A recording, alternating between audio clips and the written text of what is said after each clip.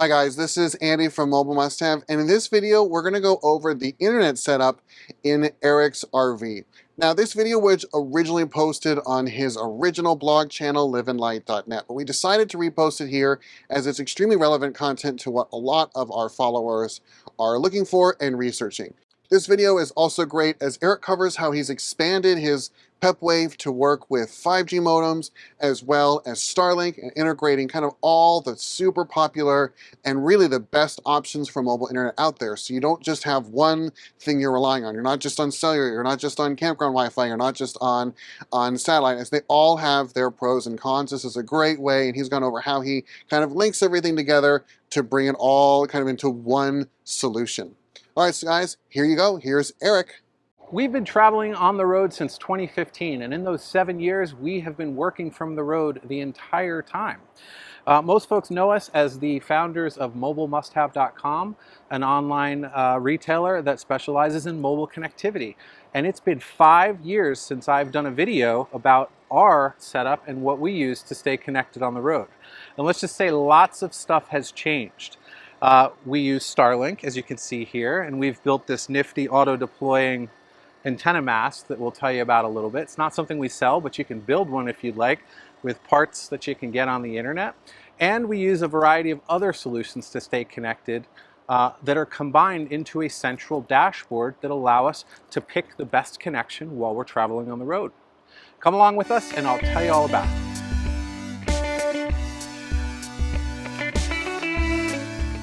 I look at three major things when I'm looking at designing a mobile internet solution, and I kind of call them the 3 R's. The first one is I'm looking for reliability. A lot of people focus on speed when it comes to internet. Speed is very important, but for me, a reliable connection that is absolutely, going to work for me in Zoom calls and mobile work is super important. I'm also looking for reliable hardware, and I want pieces of components that are built properly and built well with good software that runs them, so I don't have to reboot them all the time or feel like I have to replace them every year. Reliability is my first R. My second requirement is resiliency. I want a solution that if it goes offline for any reason, tends to be able to get itself back online without me having to intervene myself by rebooting the device. I want something with some logic where if I go out of a cell coverage area for a bit while I'm driving, when I get back into a coverage area, it will connect back up. And I don't have to do a lot of hands-on intervention to keep it going. The third R is redundancy. I want to know that I have more than one connection.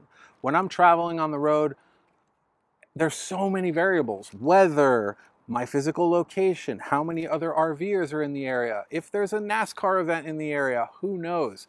And all of those, a solar storm, we've had one of those that affected us. There are so many variables that can affect a connection. So it's very important that we have multiple connections and a central command center that can control all of them. That's our redundancy, our third R. And I hear my wife behind the camera giggling a little bit because she said, what about the fourth R? Really easy to use. And she's probably right. When I'm not around to be a techie, I need to know that this solution is going to allow her to do her job as well, and she doesn't want to have to mess with it. We want it to act as much like home internet as possible. So with all of the current technology available, Starlink, cellular, free Wi-Fi, those are kind of the big ones we see most people use. Which one's the best and what do you need to stay connected? And we've said this multiple times in multiple training forums and in quite a bit of videos. Unfortunately, there is no single correct solution that will work for everyone. And if you are moving around and you're mobile, or if you just consider internet mission critical, unfortunately, it's typically not going to be one solution that's going to get you there. It's going to be multiple connections to the internet and having the ability to connect to more than one depending on what your environment variables are in those locations or at that time of day. Now, today is definitely a geek out session. A bunch of the stuff I'm going to show you we don't sell, and it's stuff that I've determined I want to have in my arsenal as someone who is in the business and needs to stay connected at all times. The vast majority, 90% of our customers, aren't getting themselves involved in such a complex setup as what I'm going to show you today, but 90+% of our customers are using the central hub or command center that I'm going to show you downstairs to be the kind of hub or entry point into their mobile internet solution. From there, plenty of customers add on components, and Starlink being one, but not everybody does and not everybody has to. The solutions that we sell at mobilemusthave.com are very modular, meaning that you can start out with one component and you can add to it as you learn more about what your internet requirements are and your needs are. Before I show you some of the components we have here on the roof, and then we go down into the cabin and I show you how it's all connected together, I kind of want to just cut to the chase and tell you what we are finding right now as of 2022 for our internet needs and what we're using the most. We use our Starlink internet solution as our kind of like primary internet solution about 20% of the time. And people are oftentimes really surprised by that. The vast majority of the time when we do have issues, now that they've enabled the roaming feature in Starlink, is related to us just not having enough sky for it to pick up enough satellites to retain and maintain a reliable connection. A case in point or example, right now we're at the Mobile Must Have garage here in the Northeast, and I'll just kind of show you, panning up straight from the camera right here, how much sky we have available. It's a lot. And then I'll pan over and show you the trees on this side and the roof over here. We do not see a very reliable connection with our Starlink at this location. And because a lot of campgrounds are wooded or have trees, or we like to park in shade, we find that about 4 out of 5 times when we try to use this, it's not functional. Now, before, when we didn't have it mounted up here, we had the ability to run it around, and we came with 75 feet of cable, and that did help somewhat, but campsites are not the largest, and unless you want to go knocking on doors and asking people if you can put expensive equipment that people may want to take out in the driveway somewhere, we thought this was the better solution. And ultimately, even when it was kind of mobile and we could move it around the yard, we didn't find that it really improved our ability to use it that much. So between it being kind of cumbersome and big and needing so much sky, it's something we only use about 20% of the time. So why bother with Starlink? Well, man, when it works, it's fast and it's awesome. And it tends to work in the areas where we find cellular is struggling or having problems. When we're like down on the Colorado River, down in Arizona, or on the kind of Arizona-California border where there's a lot of valleys and mountainous terrain on both sides and cell signals just can't penetrate those rocks, this thing has saved our butts and kept us connected. Those are also the areas when we're really out in the middle of nowhere and we're not really fighting a lot of big elm trees in Arizona. So it's worked out really well for us. But again, it's only about 20% of the time that we're using that solution. About 10% of the time, believe it or not, we actually use Wi-Fi. Right now we're using Wi-Fi because our RV is parked next to a location or a garage that we have that has really good internet that we have Wi-Fi access to. We don't tend to use Wi-Fi as much when we're in a campground, although it has been something that has been really beneficial to us when we needed it in a pinch and the Starlink wasn't able to get signal. So about 10% for what we call Wi-Fi as WAN, or the ability to connect to free public Wi-Fi or your home Wi-Fi and use that as your internet. Okay, so that's 30%. We have to get up to 100%. So what do we use 70% of the time? We use cellular internet for our connectivity. What we like about cellular is that it doesn't require full access to the sky. It works while we're driving, and it tends to be pretty reliable and resilient, especially when you have connections to more than one cellular carrier.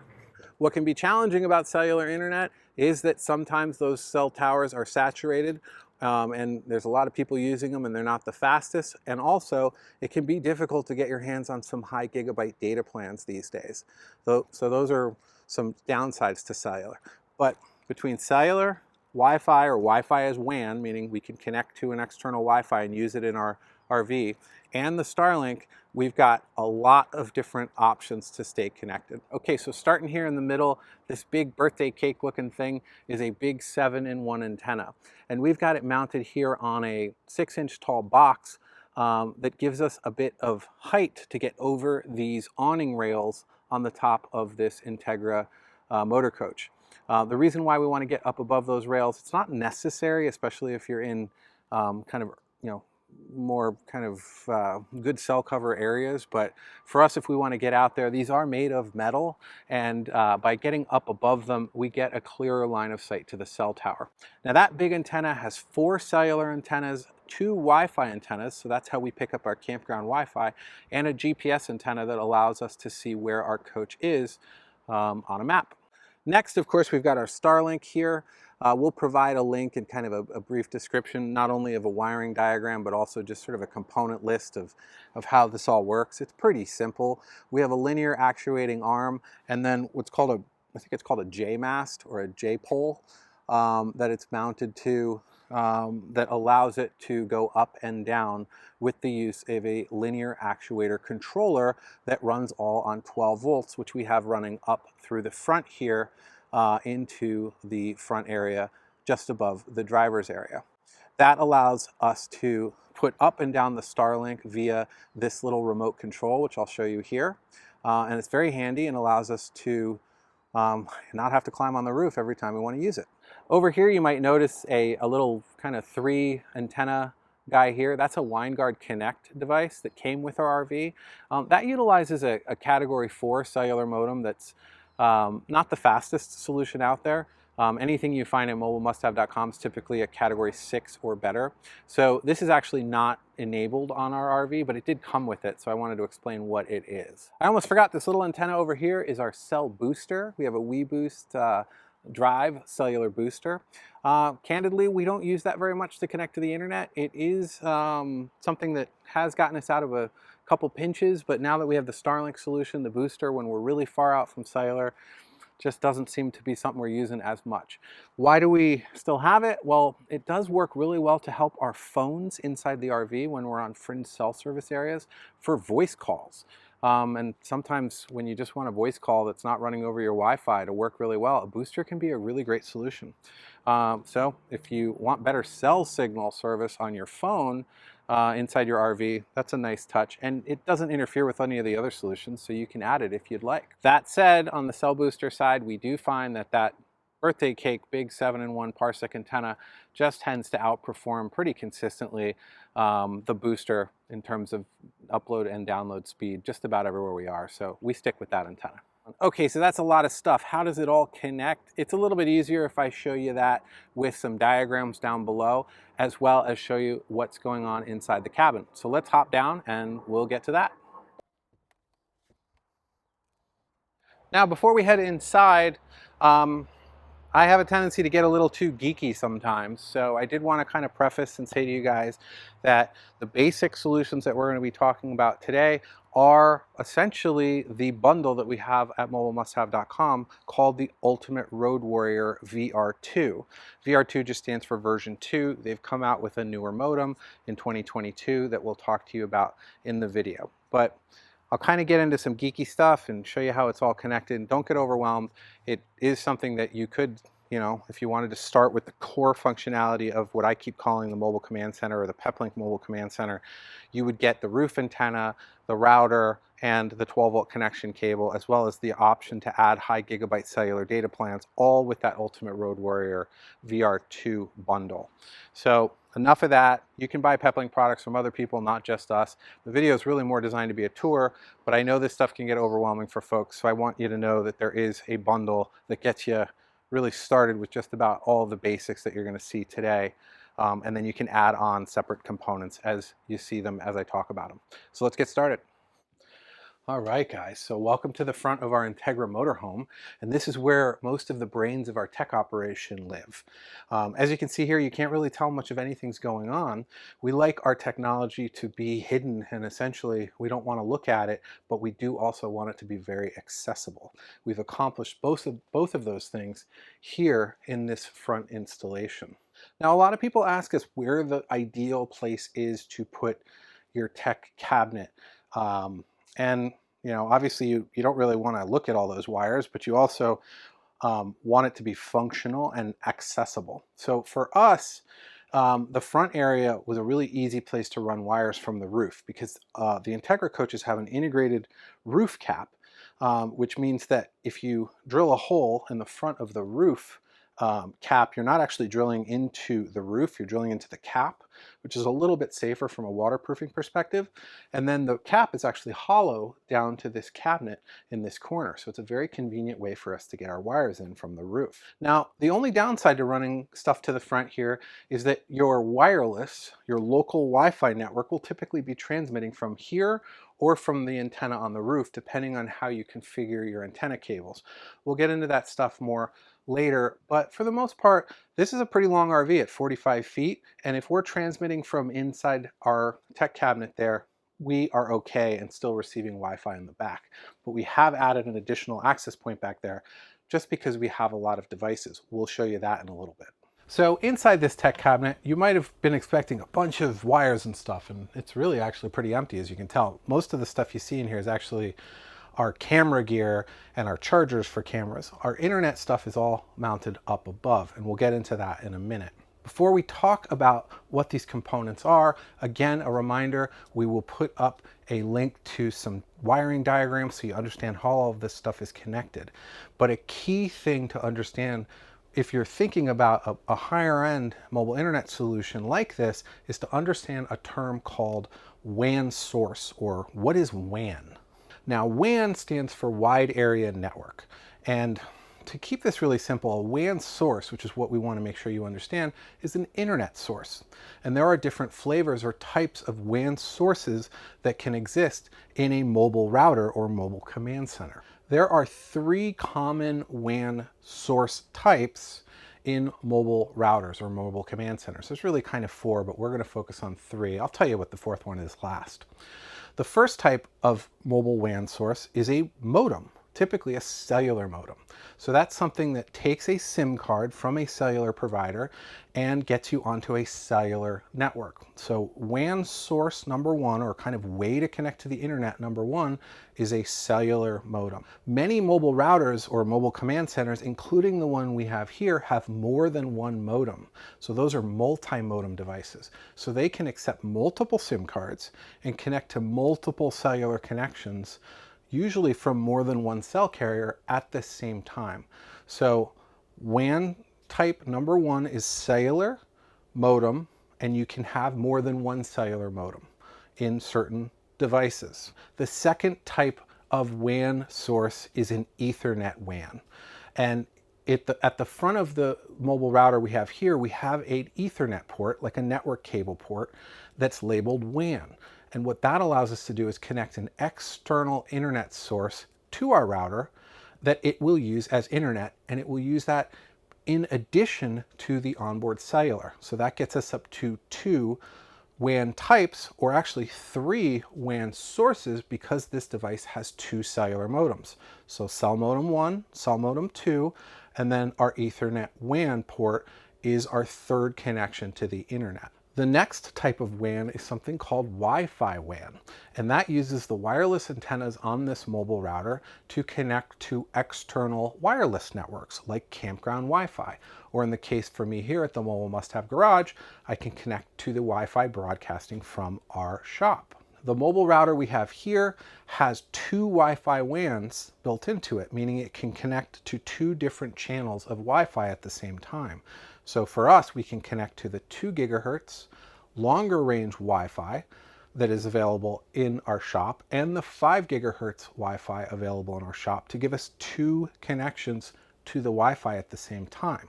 So if you add that all up, that's a lot of different connections to the internet. I have my cellular modem 1, my cellular modem 2, my Ethernet port, which we'll talk about in a little bit. What do you plug into that Ethernet port? My Wi-Fi WAN at 2 gigahertz and my Wi-Fi WAN at 5 gigahertz. So I have 5 redundant connections to the internet with this mobile command center right out of the box. That's a lot of redundancy. Now, I promised you we'd talk about one additional type of WAN source, which I'm not using here, which is a USB WAN port. Now, what a USB port does on certain select mobile routers is it allows you to tether a device like a mobile hotspot, or in Peplink's case, they actually make small USB modems where you can add an additional connection via that USB port. The model I'm going to show you today does not have a USB port, but I did want to mention that is another type of WAN. So I know that was a lot to throw at you, but the concept here remains the same, like I said outside, which is that our standard bundles at mobilemusthave.com, specifically the Ultimate Road Warrior bundle, gives you that mobile command center or that centerpiece that can get you all of those options to connect to the internet. Now we're going to kind of talk about how you can configure those different WAN sources to do different things. Like in the case for us right now, we have it connected to Starlink via that Ethernet port. Before we get into the tour, I do want to talk to you guys a little bit about a concept or a technical term called bonding and a concept or technical term called load balancing. So we have all of those WAN sources or internet connection sources at our fingertips with one of these command centers. So we've got a lot of options to connect out to the internet. Now, what a lot of people assume is that if you have 5 connections all connected to the internet all at once, you're going to have this massive kind of perfect pipe to the internet that will work as one unified connection. And this device can do that with a technology called SpeedFusion or SpeedFusion Cloud, which is a hosted product that Peplink offers to combine all those connections, but additional setup is required to get that working. We have detailed guides on how to set up SpeedFusion Cloud, and these devices typically come with a license for SpeedFusion Cloud that includes a terabyte of data, which is a decent amount of data to get you up and running right out of the box with SpeedFusion. Now, when you start to use bonding or connecting all of those connections together, the technical way that works is that you have to create a tunnel from your device to a data center, and from that data center you go out to the internet. And that's a VPN tunnel, which Peplink has branded SpeedFusion. It takes literally about 5 minutes to set up SpeedFusion based on how easy Peplink has made it through the interface. It's not a big deal, and we have detailed documentation on how to get that working. But it's not for every single type of connection to the internet, and I'll explain that now. SpeedFusion is great for things like mobile work or connecting to voice over IP calls, doing Zoom calls, or doing anything on the internet where you have a mission critical need to stay connected. It can cause some problems with things like Netflix or YouTube TV or other streaming platforms because of that connection to the data center.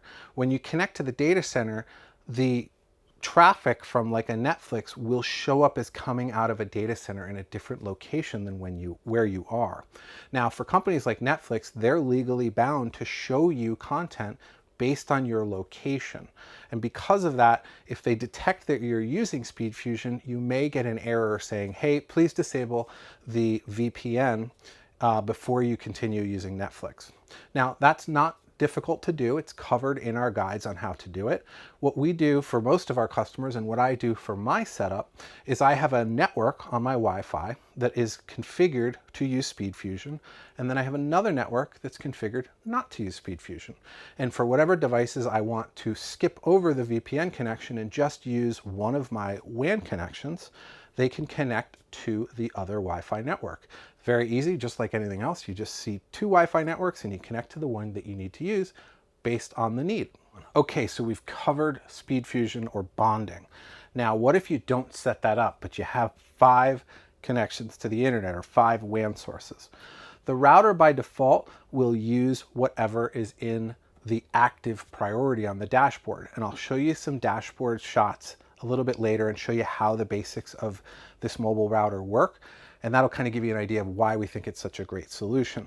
But keeping it high level, if you have more than one connection or WAN connection enabled at the same time, the router will send traffic from, say, your desktop computer out one of the internet connections, and say your tablet or your smartphone will go out a different connection. And it will use whatever connections are available based on something called load balancing. It's balancing the load of the internet across all of the active connections. The reason why that's important to understand is if you're just enabling 5 connections and say 2 of them are not very healthy, like campground Wi-Fi, maybe it's not very fast, and you have them all enabled, 2 out of every 5 times you go out to the internet, it'll use those unhealthy connections. And that can get really frustrating because you're like, how come it's fast some of the time? So load balancing is a really great feature, but you have to educate yourself on what connections you have and if they're healthy or not. You can do that very easily by running a speed test on a single connection, by only enabling that one connection and then running a test to see if it's healthy or not, and then simply disabling connections that are not fast enough for your needs. The key here is that redundancy and that resiliency and that reliability, right? So we're talking about, wow, I have a lot of different ways to get connected to the internet. I have a lot of tools at my disposal to make sure that I get connected. But with something like this, you also have to educate yourself and understand how these dashboards work and why certain connections may not be as fast as others so that you can pick the best solution to make sure you stay connected at each location. Now, the good news is, like I said up on the roof, about 70+% of the time, I'm using my cellular connections as my default connection. And this is a lot of the reason why. If my cellular connection's working really well, and I've got Speed Fusion enabled so they're connected and bonded as one single connection, I don't really think about Starlink very often.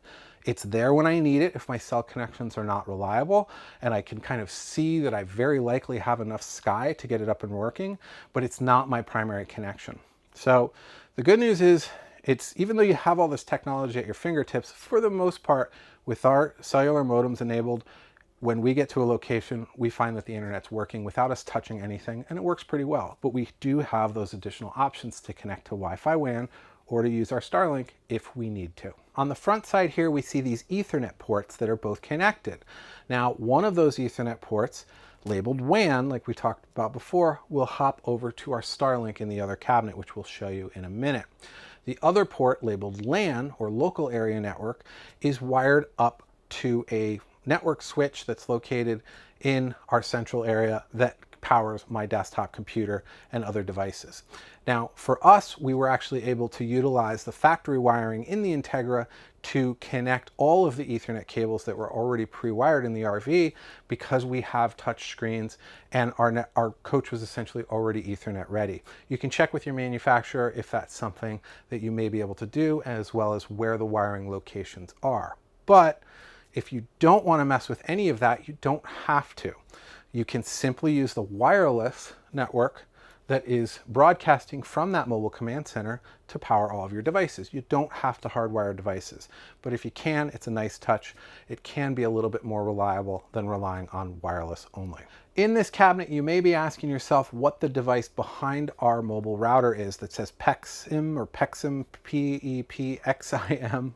Now that device is a SIM injector, and it is injecting SIM cards, meaning I can change out my SIM cards inside my cab without having to go up on the roof. Now that's actually not in use right now because we've added the Starlink. The mobile command center we're featuring today, like we said earlier, has one Ethernet WAN port. So we have to either connect Starlink or connect the third cellular modem that we have on the roof via this SIM injector. But, just wanted to explain what it is. It's actually not in use right now because we're using the Starlink.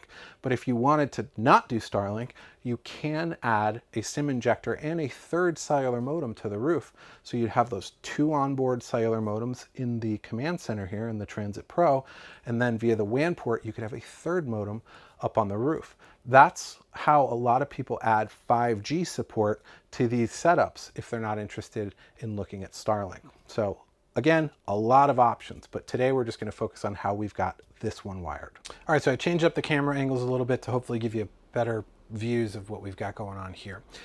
Before we start, one thing I forgot to mention is that all of the stuff that I showed you prior to right now is running and operating on 12 volts, meaning it runs directly from my house batteries. Now, why that's important is that I don't have to have an inverter on for my internet solution to work up until this point. When we start to play around with some of the stuff in here, I unfortunately need an inverter because Starlink primarily has to run on 110 volt power based on it really being a system that's designed for residential or rural home use. That they've done some marketing to say it's an RV specific product, but unless you're going to build antenna masts and have an inverter and do a bunch of stuff, it's a bit tricky, but it's working. So I don't want to bash it, but it's a residential product we're using for mobile use. So okay, so let's get this opened up. So I've actually taken a fixed mount TV mount that you see here, and I've replaced it with a swing arm that has a lock. So right behind the TV here, there's a small cable. It's a short one that you can't see unless you know you put your finger on it. Just a little strap, and then that can unlock and bring this whole unit out. And as I said before, let me see if I can try to get around this. Accessibility and not having to see it is a key thing for me. Now, again on that Starlink component, so I've got my Starlink router here. It's wired up to grab my inverter power from the same cabinet where my router is. I had to drill a hole in there and put some nice cabinet grommets on there to make it look nice, but that is where the wire goes. You see this big mess of wire here?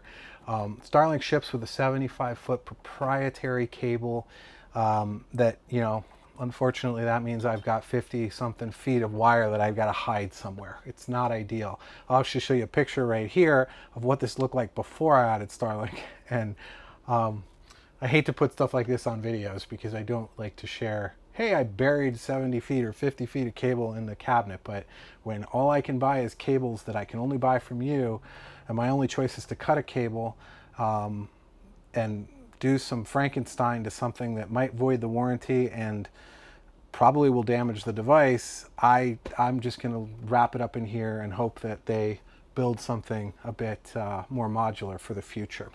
But behind here, if you look kind of up here, you've also got my cell booster. That's my WeBoost cell booster that, again, it primarily only works for us. We only really use it to boost our voice calls. And the transmitter antenna is here on this other cabinet. I didn't show you before, but it's just a small little tabletop antenna that transmits. The roof one is what we showed you earlier.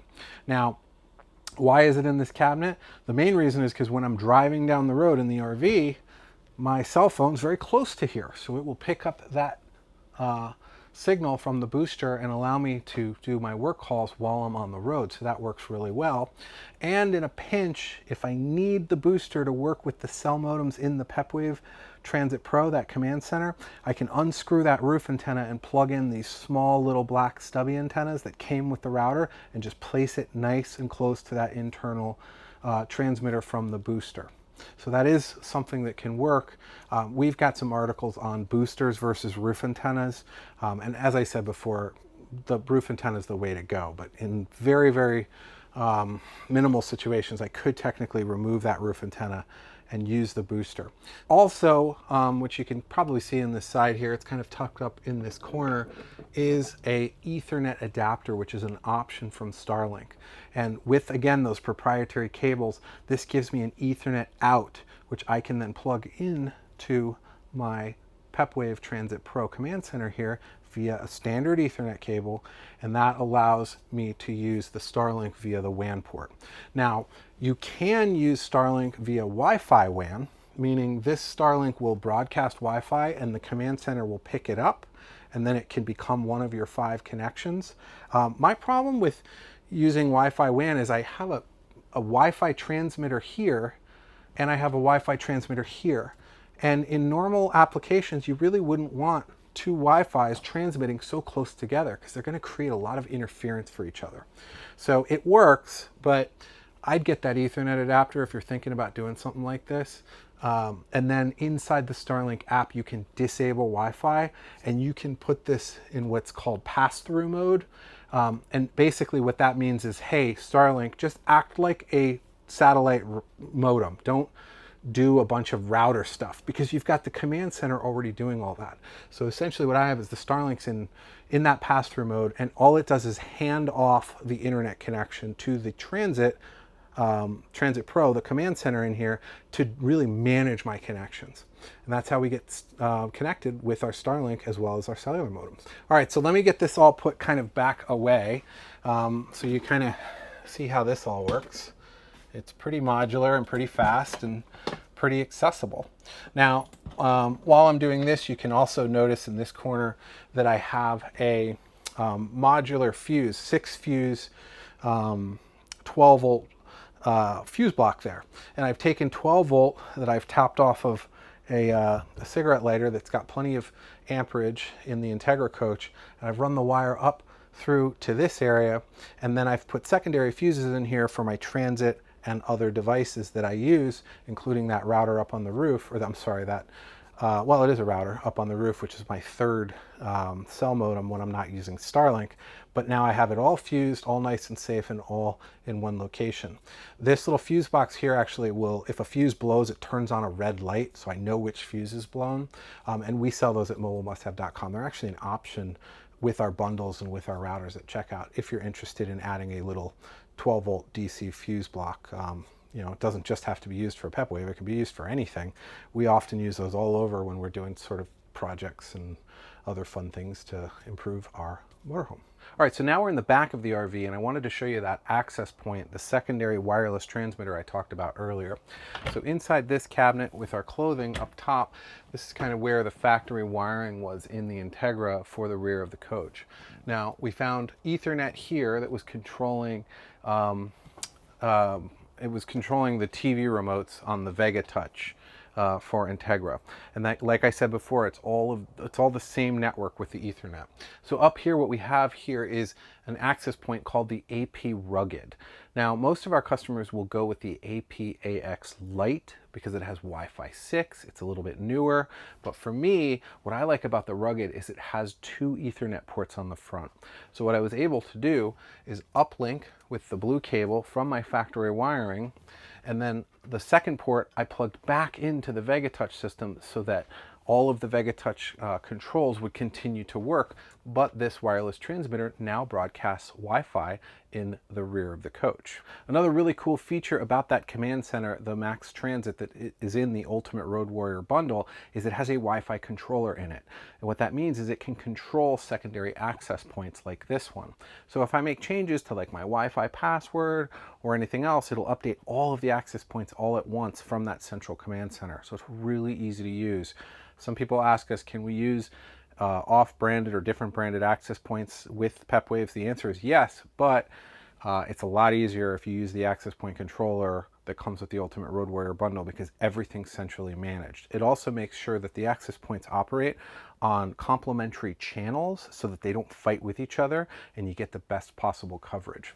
One thing you might have noticed here with the AP Rugged is that if you see up close here, it doesn't have any power running to it. So it's like, how is it working without power? It's using something called power over Ethernet. And that means that it gets the power from this Ethernet cable. And that's because we installed a network switch in our downstairs area that was they had a network switch in the Entegra. We just replaced it with a better one that provides power. All right, so that's the physical installation for our internet. So that mobile command center, like we talked about before, it gives us access to those 5 WAN sources, and we're using the Ethernet WAN to plug in the Starlink, and that gives us a ton of flexibility. So that's physical. Now I'm going to pop over to my computer and we're going to log into the dashboard interface so I can show you how I manage all of this on a day-to-day basis if I want to change which of those WAN or internet connections I'm using to stay connected. Okay, welcome to my kind of my mobile office here in the Entegra Coach. This is where I work from every single day. So in order to access the dashboard for our Peplink mobile router, what we do is we go to connect to the Wi-Fi network on the Peplink device. So always make sure you're connected, and then we enter an IP address, which will show below. That's the link to get to the admin panel. Now you might pop up a security warning there saying, hey, I'm not sure this connection is secure, but remember, you're connected to your own device inside your own RV. It's secure.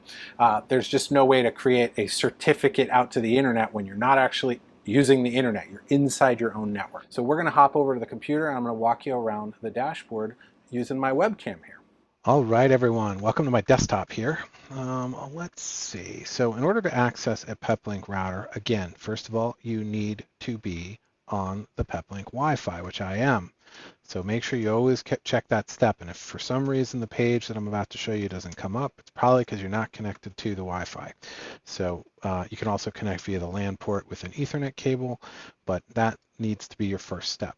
Now, Peplinks by default are at this IP address once you're connected to the local network, 192.168.50.1, and you have to type it with periods, just like you see here, into a web browser.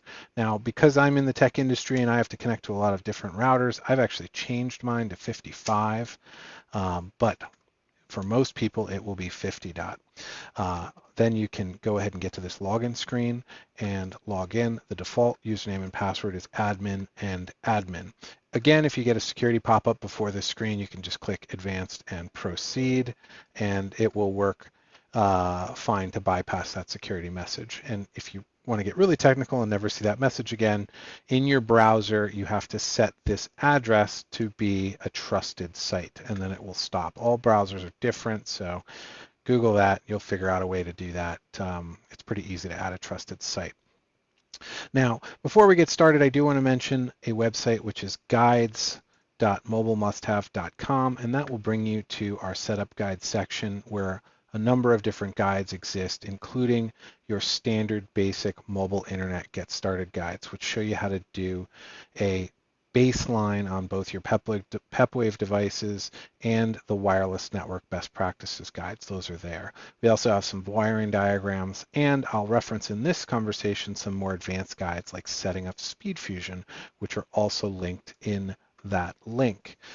Those guides are provided free of charge for customers and non-customers, but however, if you need additional assistance beyond those guides, we recommend that you join that membership we talked about earlier at memberships.mobilemusthave.com. Then you can hop into the forums inside of Mobile Internet Resource Center, including forums that I'm directly administering to answer more advanced questions that we might cover today. So this is the dashboard of my Peplink command center or Peplink mobile router. I keep calling it a command center. It's not branded a command center. It's just that's what it does for me. It's the center of all of my internet connections. So right here we've got our 5 connections we've been talking about, our WAN sources. So I've got Starlink, I've got my cellular 1, my cellular 2, Wi-Fi WAN on the 2.4 gigahertz wireless, and Wi-Fi WAN on the 5 gigahertz. Now, at any given time, the connections that will be used will be the ones that are in the green status, typically in priority 1. And you'll notice I have more than one in priority 1. I've got Starlink, cellular, and these can be dragged and dropped into different locations. Now, priority 2 connections that are in yellow, or disabled connections, if you brought it all the way down to here, will never be used unless the primary connection fails. So this would have to go red, and then these would turn green saying, hey, my primary isn't working, I've moved to secondary. By moving multiple into primary, it's using those at the same time. And we went over that at a high level, but essentially this is set up right now to be operating in via SpeedFusion. So these are bonded connections together. And the way I know that is because right here under SpeedFusion, it shows that I'm connected. Now, I'm not using SpeedFusion Cloud, but most customers will. I actually have set up my own servers in Amazon Web Services, but we highly recommend hop over to guides.mobilemusthave.com and use this SpeedFusion Cloud setup guide to get your SpeedFusion working, and it will look and act virtually the same, except for you don't have to be an IT guy and know how to set up instances in Amazon Web Services, which is kind of complicated. So anyway, as you can see here, I've got my T-Mobile, my Verizon, and my Starlink connected, and those are operating. If I go ahead and just kind of look around and see what's going on here, I can also enable my Wi-Fi WAN to connect to the wireless in my barn, and I can change these around.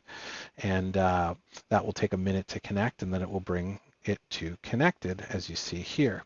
Now, I can click on wireless networks and it will show me all of the wireless networks that are in this area. I actually have to hit rescan here to show additional ones. They'll pop up in a second because I just re-enabled that. But they will show you all of the networks, there we go, that are in this area, and I can connect to different networks based on what's available. Hey, look, this is a good example. Look, the WAN failed at Starlink just now, and I have a feeling that will pop back and become available in just a minute. But something's going on around those trees, like I told you about with Starlink. So this connection went down temporarily. I suspect it will come back in a minute automatically. The Peplink will check. If you look down here under details, it'll actually show you health check method, and it's saying that it's checking every 5 seconds. And if it doesn't hear from the internet in 5 seconds, it'll try 3 times before it marks that connection as failed. Yep, there, now it's back. That's what I'm talking about where I say Starlink is good, but you have to have a lot of sky for it to work reliably. Now, because I have Speed Fusion enabled right now, I can actually do something to run a test here, which I want to show you guys. I'm going to click over to Status tab. I'm going to click on Speed Fusion. And here's my links, and it's showing green. I've got Starlink, cellular, and Wi-Fi WAN are all working. This one is in priority 2, so it's yellow. Now I'm going to go over here and expand, and it's going to show me all these connections. And Peplink's done something great where they've enabled a speed test right in the device where I can actually see each of these connections through my Speed Fusion connection and run a test. I'm going to click download because I want to check the download speed, and I'm going to hit start. And as you can see right here, I'm getting pretty good speed. Starlink's 15 megabits. I got 9 coming out of Verizon. I got 5 or 6 coming out of T-Mobile. My Wi-Fi is doing great. And my total, well, my Starlink dropped to 1, but my total, if you look down here, is doing very well, 40, 50, 60 megabits. Now, I might be able to improve this speed by disabling certain connections that are slower, but I'm not necessarily interested in having tremendously high speeds. I just want reliability. So by having multiple connections enabled and by using Speed Fusion to bond those connections together, I have a lot of redundancy built into my connection in the RV. So that's preferred to me. I'd rather have 60 megabits like we see here, 52 as an average, as a reliable connection than only enabling Starlink and maybe getting 200 megabits, but then it dropping out all the time and causing me problems for work. We can also do an upload test here. Let's do that. And we'll see on this upload side what's going on. And we see, okay, well, the cellular one's not doing too well. Starlink's doing okay. And our uploads overall, because of all these combined connections, is doing all right. I'm getting 10, 12 megabits, which is a solid upload connection. To give you guys an idea, like a Netflix HD stream would use like 3 to 5 megabits download. We were getting 60, and if you were doing like a Zoom call and it was mission critical, that'd use about 1.5 megabits. So having 10 to 15, as we see here, is more than enough for me to work and do everything I need. But this little tool here is great and allows me to use the bonded connection in this setup, but then also see what's going on with each of my connections. I can actually click this checkbox here and disable certain connections. So if I wanted to just test the Starlink, let me disable these 3. And it only temporarily disables them for 15 minutes for testing purposes. And then I'm going to go ahead just test Starlink. And I'm hoping I get some pretty solid numbers here. We're doing okay. 30, 50, starting to climb, 60, 65, 59. Not bad, not bad. I did move the RV back a little bit so that I could get some good test numbers from where it was parked before. So I have a little bit more sky to play with. But yeah, it's a little slower than when I had all the connections together, but still pretty good overall. So I know that's a healthy connection.